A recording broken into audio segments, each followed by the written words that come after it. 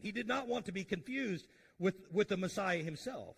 In fact, he was so humble about his ministry that later when his ministry is on the decline and his disciples are asking about it, here's what he said. Hey, he must increase, but I must decrease. And that really ought to be the spirit of every one of us as God's children, is that we are nothing, but he is everything. And so he says, I'm not the Messiah. So they say, well, are you Elijah? Verse 21 says. Now, it's kind of a strange question. Elijah's been dead for a long time. For him to be Elijah would mean something supernatural had taken place. Now, I understand if you read some of the context of both of these men, though, there are a lot of similarities. They both preached with great power, great authority. They both called out sin very blatantly, very directly, and they both wore some of the same clothing.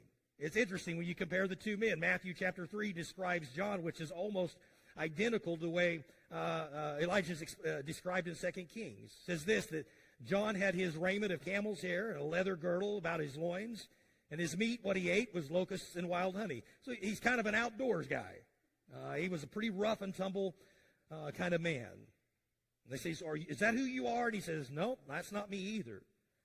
Are you that prophet, is the next question, verse 21. That prophet, most likely, they're thinking of the prophecy that Moses gave back in Deuteronomy that says, the Lord thy God will raise up unto thee a prophet from the midst of thee, of thy brethren like unto me, and unto him ye shall hearken.